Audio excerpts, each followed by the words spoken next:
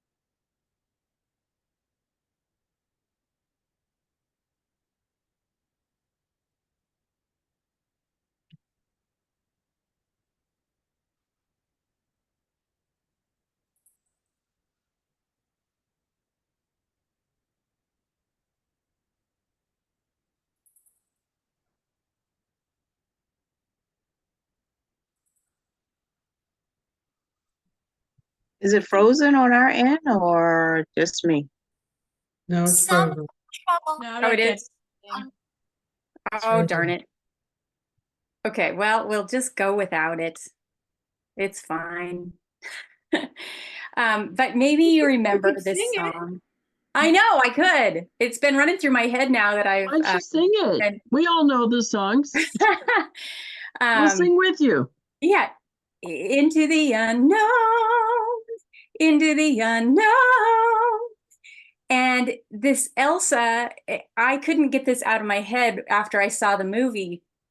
She's got this she's been hearing this voice and this restlessness. And so she gets up at night and she throws open the window, the shutters, and this wind comes through and she starts singing that not God, this is me now talking, that something's calling her into the unknown.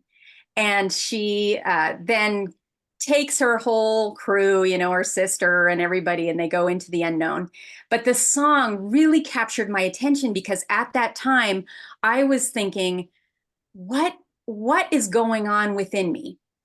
There's some kind of restlessness in me that I need to respond to. And I'm not sure, it just seems like the stakes are really high because I had a family and I didn't know what that restlessness was. Well, in 1993, I had gone to Central America with a study tour for a semester. There were 25 of us students from Spokane and went throughout Central America, spending about a month in each country. This is me in the front row, in the red, and then here on the right. And at that time, I'm still seeing the YouTube screen. You're still seeing YouTube? Yeah. Man, I am so sorry, people. Let's see. How about now? There we go. There you are. Okay. There you We're not are. going to do anything fancy after this. Okay, but in 1993, this is me in the front row in red and me on the right.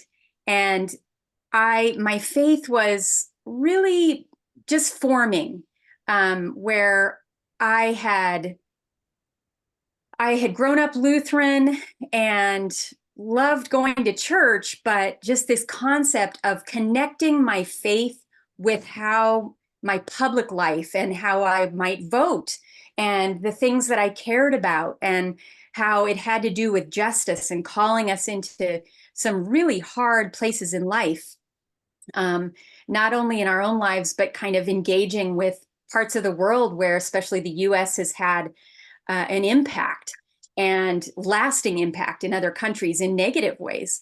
What's our responsibility? How do we engage with these, with our neighbors in our own communities and around the world? And so that had been stirring within me even before I became a pastor. And so when I was feeling this restlessness for the,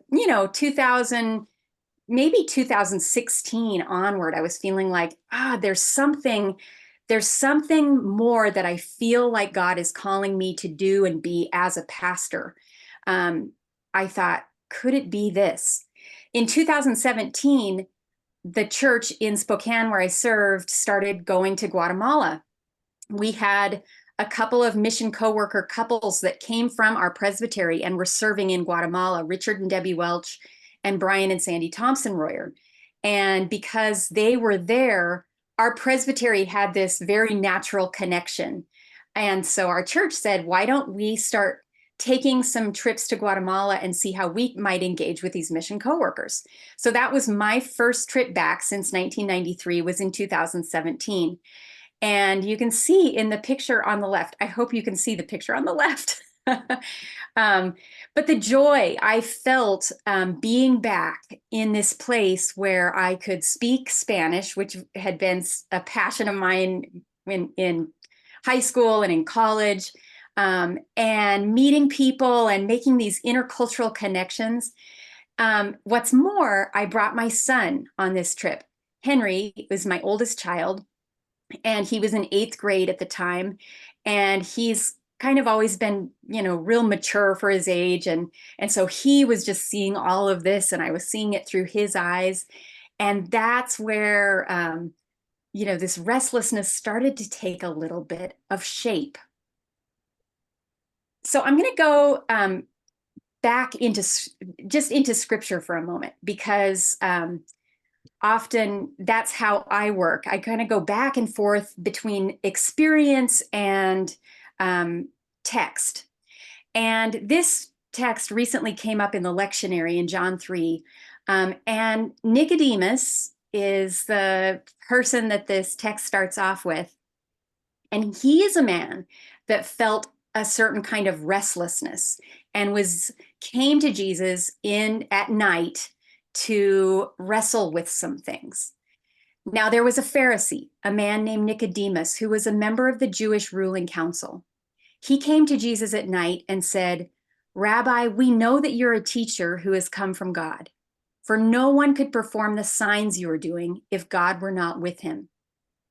Jesus replied, "Very truly, I tell you, no one can see the kingdom of God unless they are born again." "How can someone be born when they're old?" Nicodemus asked. "Surely they cannot enter a second time into their mother's womb to be born?" Jesus answered, "Very truly, I tell you, no one can enter the kingdom of God unless they are born of water and the Spirit. Flesh gives birth to flesh, but the Spirit gives birth to spirit. You should not be surprised at my saying, 'You must be born again.' The wind blows wherever it pleases. You hear its sound, but you cannot tell where it comes from or where it is going. So it is with everyone born of the Spirit." Now, this restlessness that I see in Nicodemus, wanting to know what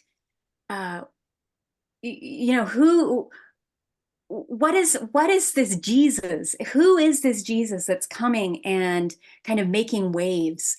There's some restlessness in Nicodemus, and I have looked at the figure of Nicodemus, and I really do think that he goes through a transformation in the Gospel of John. He turns up later. But what is the restlessness that he's feeling? We're not ever totally sure. But Jesus' answer is really interesting. Sometimes we focus on the born again nature, and for Presbyterians, that feels so foreign, or some people have had the experience of the traditional born again experience and some people haven't, and then you're kind of confused by it if you haven't. But I really think if we look at this text, that it's not necessarily talking about that born again experience where you recommit your life to Jesus Christ and everything starts anew. I kind of see this text as something that we're invited to engage and something the Spirit does within us over and over throughout our lives, giving birth to new things. I love also that this text uses a feminine image of the womb and birth to kind of give an imaginative explanation to the work of God. And it certainly resonates with me because often when I have been faced with something new, I think of the times when I have given birth to my own children. I'll get to that. Okay, let's see here. So this little quote, "Where known mission is where known gifts meet the unknown future," is not a famous quote that I've pulled from somebody else. It's just something I've been thinking about and trying to put meaning to my own experience. And this is for me where known gifts, and not my gifts necessarily, but the known gifts of God, grace, forgiveness, equipping, those kinds of gifts of God meet the unknown future, because we're all invited to join God in this mission that God is about that is not yet written yet. And there is some things that are known when we go into something new. Like for me, becoming a mission coworker, I brought a certain set of gifts that I had been nurturing over the years, and I certainly brought with me the knowledge of God's gifts, but everything else was unknown. And like I said, it reminds me of the times when I've given birth. So I love that Jesus used the birth analogy with Nicodemus when he was talking about seeing the kingdom of God and being a part of what's happening in the kingdom of God. It's like birth. When I gave birth to my first child, and this is a picture of me on the left, when I was pregnant for the very first time, and this was in 2002, it was a very scary experience. I had no idea what to expect, not just of the delivery itself, but of what would come next. What would it be like to have a child in my life? It was all unknown. It was, talk about into the unknown. When you bring a new person into the world, when you welcome a new person into your home, it's all unknown. And it definitely was a scary experience. And I even had the experience when I was delivering my son. I was at the hospital and I was talking to the midwife and I said, I changed my mind. I think I don't want to give birth after all. And your mind does weird things when you're in labor. But I said, I think I've changed my mind. I don't want to give up. And tears are rolling down my cheeks. And I said, I don't want to give up the old life that I had, because my husband and I used to go to the movies all the time and we could just get there so fast. And when we have a baby, we're not going to be able to go to the movies. My midwife, she kind of grabs my shoulders, get a hold of yourself. She said, Betsey, it's too late. It's time to push. And you're already doing it. And so that story keeps coming back into my life as an analogy for other things that I enter into, like becoming a mission coworker. The center picture is me the night before we moved to Guatemala. We had sold our furniture. We had moved some mattresses into the basement of this house, which we were going to rent out, and locked these into a basement room, but cleared out the house. And I had tears rolling down my cheeks. And I thought, I think I changed my mind. I don't know that I want to do this. This is too much of a change, and I don't know what's coming. It's too much of the unknown. And I remembered that midwife's words to me. It's time to push. It's too late. Don't look back. You're already doing it. And then the next day we got on that plane, and here in the lower right-hand corner is the picture of the people who caught us on the other side. And it was this whole group from SEDEPCA in Guatemala who met us at the airport. And not only that, they kind of held our hands through all the processes of change that we had to go through to settle into life there.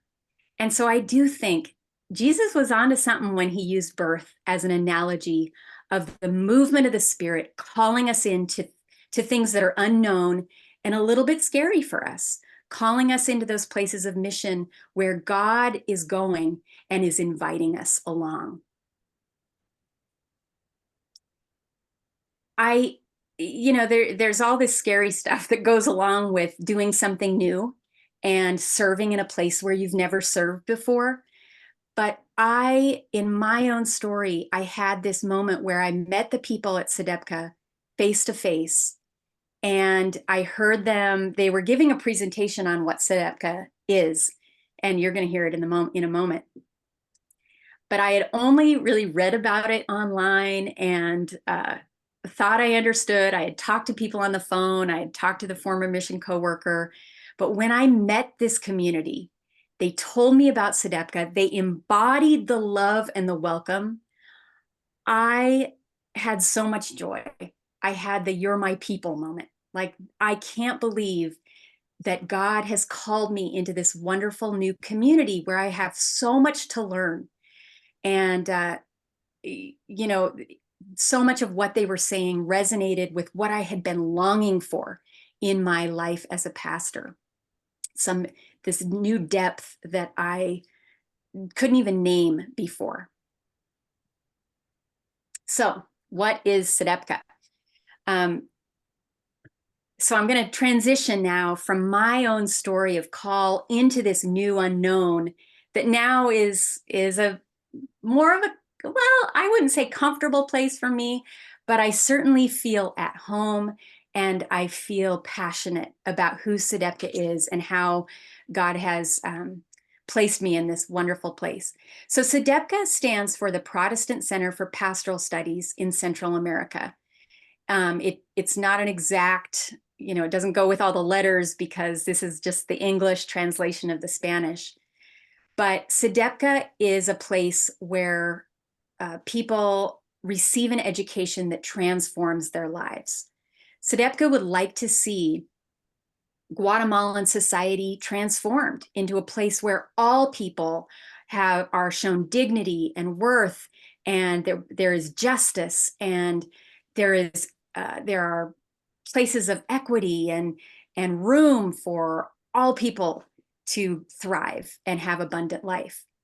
And they do that by offering a theological education that shows a different way of looking at the world.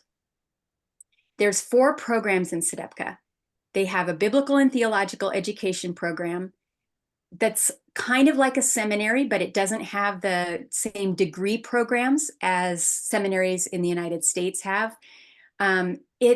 Their biblical and theological education equips pastors and community leaders, deacons, leaders in their church with a theological education that goes beyond the fundamentalism that really kind of runs through Guatemala in both Catholic and Protestant circles. It's a liberating theological vision that SEDEPCA offers.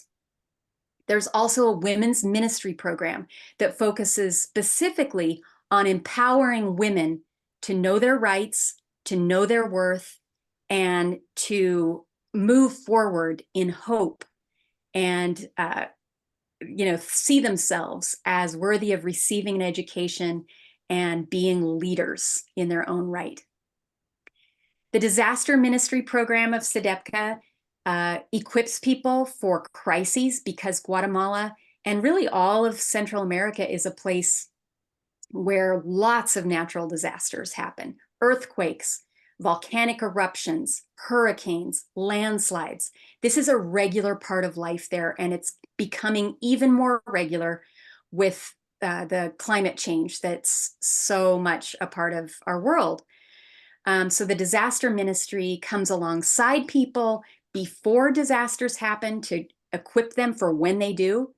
And then they come alongside them right after a disaster, and has even managed funds for the Presbyterian disaster assistance in Guatemala. And finally, the 4th program is the Intercultural Encounters program, where I have done most of my serving. And this is where groups from the United States and Canada will come to Guatemala to learn about a specific topic: migration, gender, climate, theology. And we will design an immersion experience for the group so that they can be equipped when they go back into their communities in the United States or in Canada to serve with a greater awareness of global realities. Okay. So this is the part where I would love to show you, I'll stop the share. I would love to show you a video of something a program within SEDEPCA that's doing amazing work, where your offerings are going to go. And so I want to give it one shot here through my YouTube channel. Well, no, actually I have it on my desktop, so this should work. Let's see. Okay.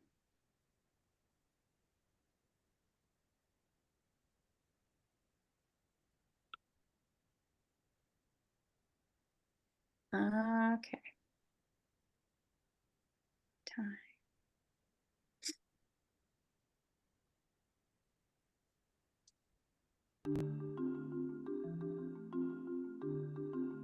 Santa Maria Cajabon, Alta Verapaz, Guatemala, a town that takes its name from the Cajabon River that runs through it, home to almost 32,000 people. At first glance, it is a peaceful town where men make their living in agriculture and forestry, and women care for their families and run small stores or food and tortilla stands. But behind the beautiful landscapes and kind faces you would encounter in Cajabon, there are painful stories of violence within families. The reality is that throughout Central America and Mexico, women live in a patriarchal, violent, and oppressive system at all socioeconomic levels. Women are educated less, run fewer businesses, own less property, have greater difficulty entering the labor market, and have less. Okay, let me check in. Can you hear it? I don't think It seems like it'd probably be better room temperature. Yes, we hear it, but it's a little jumpy. A little bit. Yeah. Betsy, you might have to turn your video off and then let it run, because sometimes there's a conflict with your picture and what's showing. Okay, great. Thank you so much.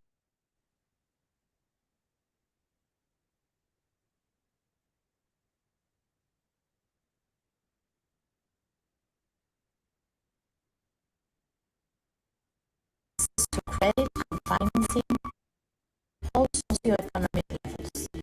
Women are educated less, run fewer businesses, own less property, have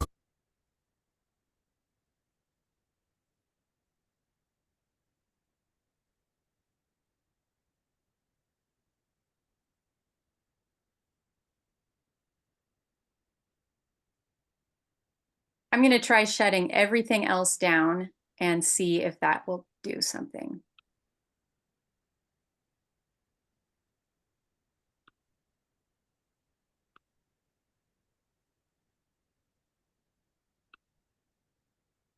greater difficulty entering the labor market and have less access to credit and financing than men. Sadly, violence against women is the most commonly reported crime in Guatemala. Out of all the countries in the world, Guatemala has the third highest rate of femicide, that is, the homicide of women based only on gender.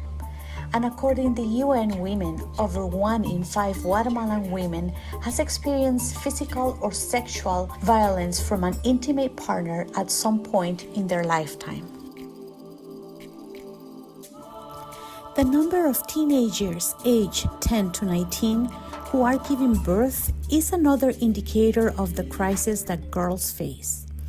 In Guatemala, over 62,000 girls 19 and under gave birth in 2023. Almost 2,300 of those mothers were between the ages of 10 and 14, which means they were the victims of rape, most likely within their own families. In the area of Cajabon, Alta Verapaz, the numbers are especially staggering. 7,800 teenage girls ages 10 to 19 gave birth last year, the highest numbers in the country. The religious landscape of Guatemala harms more than helps this situation. Catholic and Protestant churches alike often pass on a patriarchal view of what the Bible says about relationships, justifying male dominance and even violence. Women see themselves as inferior and subject to men in all respects. Because of this reality, SEDEPCA was determined to empower girls in a new way, launching the Tamar Project in 2016. The project is named for the biblical daughter of King David, who was raped by her half-brother. Started with a seed grant from Presbyterian women, the Tamar Project uses a series of 2-day retreats for teenage girls to teach the theology of being created in God's image and to educate them about their rights. The story of Tamar, opens up conversations about taboo topics, and participants draw strength knowing that the Bible acknowledges sexual abuse that happens within families. Currently, the project is concentrated in educational centers in Cahabón because of the vulnerability of women there. Esto es un proyecto muy importante porque estas adolescentes no tienen otros espacios en donde formarse e informarse de sus derechos, de su derecho a una vida digna, de su derecho a una vida libre de violencia y de su derecho a la educación y salud sexual y reproductiva. As the Tamar Project started to impact more and more women, people were rightly asking, what about the men? Because women and men are together wrapped up in systemic violence and inequality. Sedelka launched the Jose Project in 2021, a program similar to Tamar, but for boys. The Jose Project consists of a series of retreats for teenage boys based on the character of Joseph, Jesus' earthly father. Growing up in the machista culture of Guatemala, boys in the Jose Project are offered a theological alternative to the mindset they have grown up with, a different way of looking at themselves, at a scripture that redefines masculinity in the light of Christ. Porque invitamos a jóvenes a un proceso de reflexión, de mirada interior, para que puedan tomar conciencia y así puedan cambiar su manera de pensar y su manera de actuar. Boys in the Jose Project learn to name the reality of violence in their own families and are challenged to change the way they live to promote gender equity, mutual respect, and peaceful communities. While some may say that the problem of gender-based violence is too ingrained in society and that change is not possible, facilitators and participants in the Tamar and Jose projects are guided by a different voice, the voice of God who promises that justice will roll down like water and righteousness like an ever-flowing stream.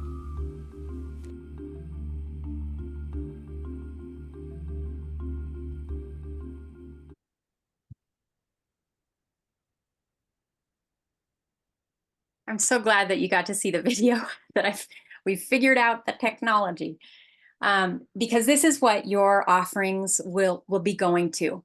And remember, in the video, it went by really fast, but the Tamar Project, these series of retreats for adolescent girls, was started with seed grant from the Presbyterian women. And it's continuing, and it's an amazing program that has multiplied in Guatemala and is making a huge difference in the lives of whole families, not just in the lives of the girls, but in the lives of whole families. And now the really exciting thing is that these retreats for young adolescent boys have been started too. People will say, isn't there resistance? You know, the boys have so much to lose. They've got the power to lose and to give up. But the reality is that boys have been the victims of violence in their own families too. And they want to stop the cycle. So through theological education, SEDEPCA is transforming lives in Guatemala. And I have been so overjoyed to be a part of it, to have been called into this unknown, and now feel like I have something to offer the church and this new passion and a new perspective. Even if it's just to be here with you and share that with you tonight, it's worth it. And so I really hope that not only that you give generously in your offering tonight, but that your offering represents you stepping into the unknown in mission in your own life, in your communities, in your churches. Pam, into ministry in leadership in the Presbyterian women. We do not know what's ahead. We don't know what God is calling us into exactly, sometimes even when we say yes, but God goes with us in those places, and it is good. So that's it for my sharing with you tonight. And if you have any questions, feel free to ask, but I don't know that we have a whole lot of time. Nancy, I'll hand it back to you. Oh, there's always time for some questions. questions. If there's some questions out there, we're closing by 9, so there's a little room for some questions to Betsey on her call, or maybe something about Guatemala that you want to ask. Maybe you could talk a little bit about, since we just heard Adrienne talk about the U.S. border and all of that, and then I know that when we were in Guatemala, we would often hear the stories from the women of trying to keep their family together and provide a way so that the young men, in particular, the men would not do that journey across. Can you talk a little bit about, what's going on there? Migration is a reality that has touched almost every family in Guatemala. And so if you talk with any Guatemalan about who do you know who has migrated north, usually it's not that far removed from their own nuclear family. A brother, an uncle, a cousin has migrated north. The economic realities in Guatemala make it really difficult just to feed your family. There's all kinds of, Guatemala is actually a very rich country, but the riches are concentrated among the rich, among, a few. It's growing. The number of wealthier Guatemalans is growing, but there's still a huge gap between the wealthy Guatemalans and then just people trying to make it day to day, who have jobs and can't make ends meet. So these economic realities are forcing people to make very hard decisions, which are impacting their families in Guatemala. The sense of community and family is one of the things that's the most different for us as a family that moved to Guatemala. There's this really strong sense of community, and I can't even imagine how having a family member leave without much hope of them coming back, how that impacts each family that's left behind in Guatemala. It really is ripping kind of the families apart. It's not a choice that people want to make. We're no longer in the phase where people are going to achieve the American dream. They are going so that their families in Guatemala can eat. Thank you. Mary Ellen has a question. Yeah, I have a question. How many girls and boys have been in those programs so far? Oh man. A rough count would be good. Yeah, I think that we're at about 300 or 400 girls have gone through the program at this point. And for boys, we're getting up to probably 150. And that's just since 2017. The girls programs have been going through since 2017. The boys programs since 2021. Yeah. Have they been having a good effect? They have. Yeah, we hear back. Testimonies are kind of our one big thing, our feedback, our evaluation. And the testimonies are really moving, because people will say, there's mothers that testify that my sons are helping and listening in the house, and they've never done this before, but they're really stepping up and they're seeing me as a human being. They're seeing me as a mother, as a human being, and that the family is a unit and we need to help each other, unless, that there's this division of duties. Does anybody else have a question for Betsey?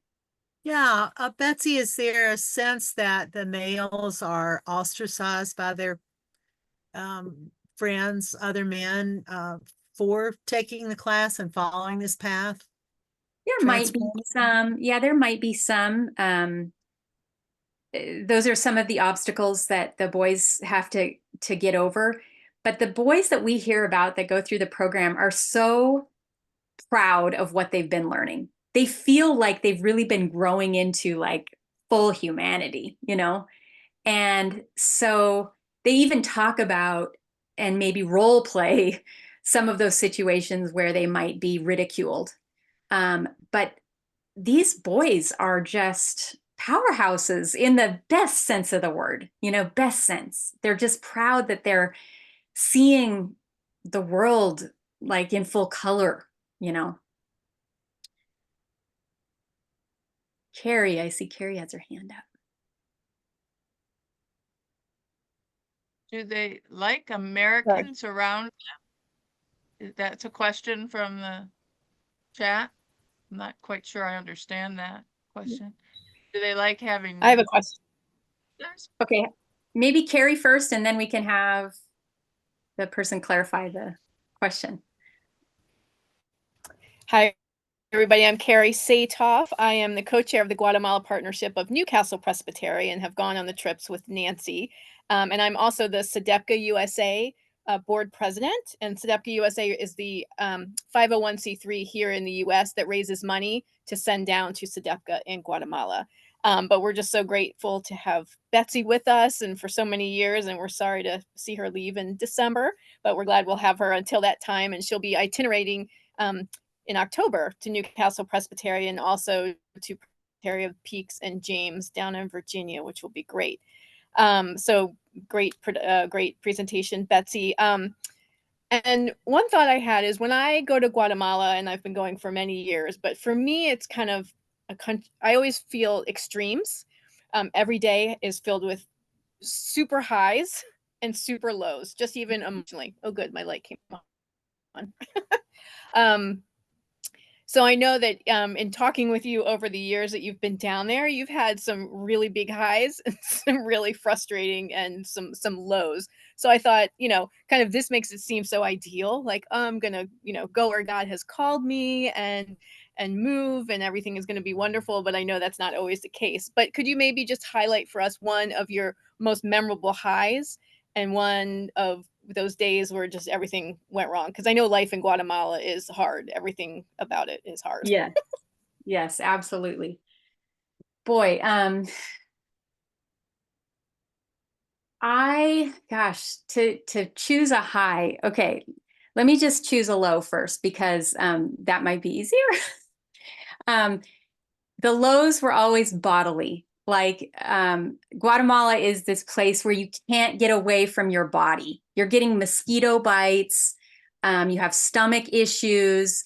It's that way for everyone in Guatemala. Everybody is really like, you can't just have a life of the mind in Guatemala.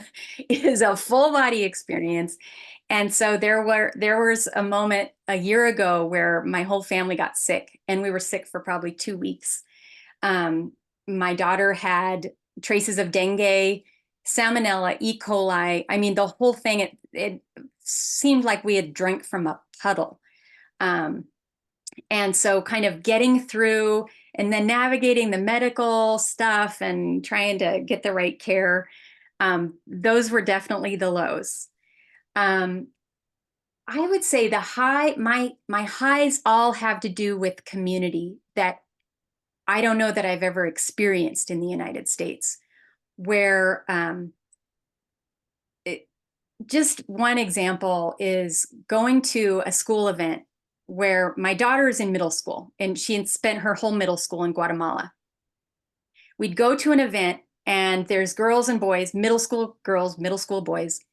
When we arrive, all of the kids come up to us and give us a hug and a kiss on the cheek and say, hello, so glad you're here. The middle school boys do that. What middle school boy would embrace somebody's mother and say, I'm so glad you're here? That happens in churches. It happens in schools. It happens with neighbors.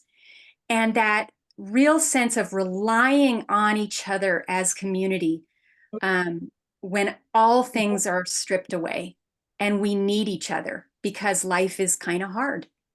I would say that was always the high, feeling that sense of welcome, community, and I'm so glad we're in this life together. Thank you, Betsy. So, Susan, do you have a clarification about your question about do they like Americans around them?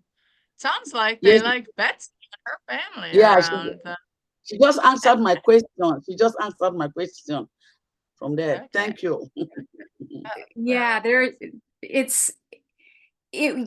some people wonder, because of the US history in Guatemala, there's been a lot of pain caused because of multinational corporations taking over land in Guatemala and then protecting that land by military force. And so people wonder, oh no, are Americans looked at as threatening or as the enemy? And I think the culture will always kind of outweigh those hurts. First, a lot of the history is not very well kept. So people don't know the history. But even if they did, there's this sense that we need to keep moving through this pain together. It's not going to do any good to cast, point fingers. We need to work through this and figure out how we're going to make our society better. People who visit Guatemala are usually people who want to come with an openness and want to learn and help. And so I never felt like I wasn't welcome there. Thank you. All right. Well, Betsy, it's just great to see your face again, because when we went to Guatemala this last January, we did not see you. You were off. That's true. doing I was with a another different group. encounter. So Jeff and I missed you then, but so ladies, I hope that you've Nancy, Teresa had her hand up. And Oh, I'm Nancy sorry. Catherine has her hand up. Well, I don't see these hands. So maybe I'm two sorry. more questions. No, just very quickly. In this past April, I was in Guatemala with the Peaks and James trip. This was my 7th time to be in Guatemala, and every time I am absolutely amazed at the impact that SEDEPCA is having. We did get to visit and see a group of young men in Emerson Morales Church, and they came up and they hugged us. I have never had a teenage boy willingly hug me before, and they were just marvelous. They each told us why it was so important for them to be in the Jose Project. It was fabulous. If you have not been, you need to go. It's life-changing. It truly is. Thank Go you, ahead, Teresa. Sorry. Catherine. Yes, I was wondering now, with the young men taking this class, what happens to those fathers? How do they respond? Often,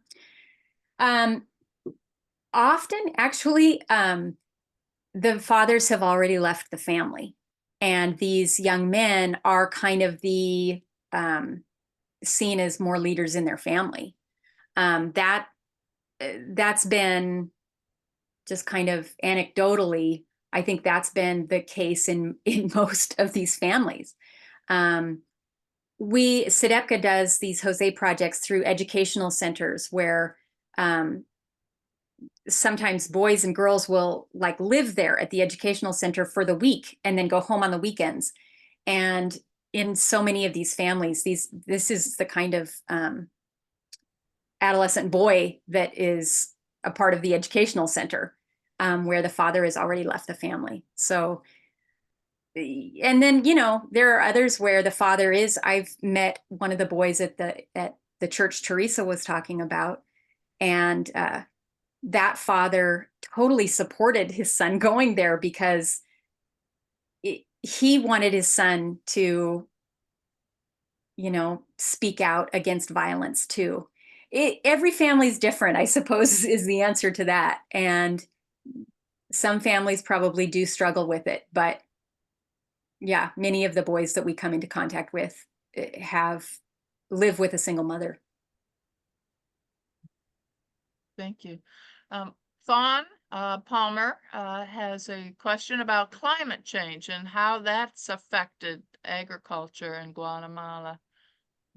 Next one. Guatemala has part of the dry corridor running through it. And that dry corridor is kind of broadening. It's getting bigger as climate change keeps happening in the world. And so that doesn't mean that there's never rain. When the rains come to the dry corridor, it just causes havoc. And there's flooding and there's landslides. The land can't absorb it. And so it really has been affecting agriculture. Still in the southern part, like on the Pacific side of Guatemala, there's still so much. It's a rich, rich part of the country where fruits and vegetables are grown all year long in the southern, kind of southwestern part of Guatemala. But more and more they're seeing in certain parts of Guatemala are being affected where they can't grow where they used to be able to grow before. And they have surprise weather events where a group of our women were planting lots and lots of saplings, and a frost got them. That an early or late snow, some snow event happened they were not counting on, and they lost a lot of their saplings. But so there's some reforestation efforts that the women are doing to try to keep the, to keep the trees growing so that they can keep the land held fast as well as absorbing the water. It's all that great stuff that Fawn could tell us all about, because Fawn is a creation care advocate and a wonderful resource to me. And Nancy, as you say that, it does remind me of SEDEPCA. SEDEPCA really wants to empower people to be agents. And in climate change, and especially these Central American countries where they're hearing in their churches, you know what, the end of the world is coming, and it's just going to be like this because it's a sign of the end of the world. And that kind of theology makes people throw up their hands and say, oh, let's just hope Jesus comes back soon. And they won't do anything about it. And SEDEPCA says, hey, wait a minute, we are agents to the end. God has involved us to be agents, and we don't throw up our hands. We can do something, and we act in hope today, and we plan for the future. So that kind of reforestation is an act of agency, that they're empowering people to take it on and not give up hope, like some of the churches in Guatemala are teaching. Interesting. Thank you for that. Adrienne, you have your hand up? Just to say, I've been there. I was there when I think Leslie was there. Yeah. And we do have a group from Baltimore going to. So we get letters and information through Share. Oh, that's wonderful. Oh, that's great. Well, I'm always excited when there are questions, and because it just shows that you've been paying attention and that you're interested and curious and you want to learn more. So any more questions, please put them in the chat and we can make sure that they get answered with Betsey and get those answers back to you, or explore the SEDEPCA webpage, and Betsey's going to be coming around to a presbytery near you. So please make sure that you catch when she is. All right. Betsey, I can't thank you enough for spending this evening with us. And we pray for your new transition and your new purpose that's out there. I know you've got some things going on. I have this quote that came to mind while you were talking. And it is, this is for everybody, okay? Not just for Betsey.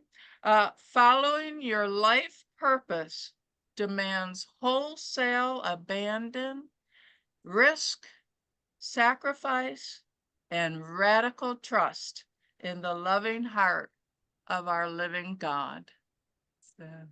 So that just sounds like what you did. and you've shared with us, and I appreciate your time with us tonight. Thank you.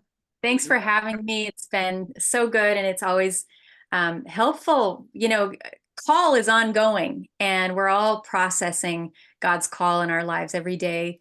And so opportunities like this to get to share my story and about SEDEPCA help me to process what God is doing. So thank you for the opportunity.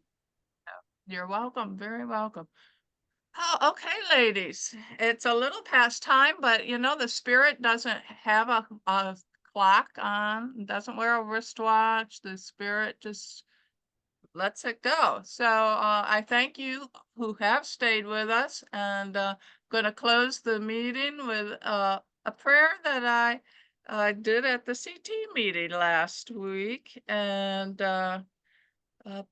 it's by St. Francis of Assisi.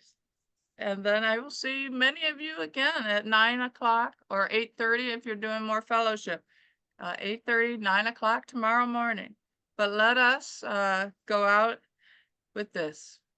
Lord, help us to live each day quietly and easily, to lean upon thy great strength, trustfully, restfully, to wait for the unfolding of thy will patiently, serenely, to meet others peacefully and joyously, to face tomorrow confidently and courageously. Dear God, watch over these women and bless their rest tonight and their endeavors throughout the weekend, and bring them safely back to their computer screens tomorrow morning. And throughout the weekend, may they be doing your will, spreading love, and being blessings to your children throughout their communities. We ask this in your son's name. Amen. Amen. Okay, ladies. Good night. I'm turning Okay. off. Amen. Good night. Good night. Night. Good night. Good night. Night. night. Good night. Thank you, everyone. Connect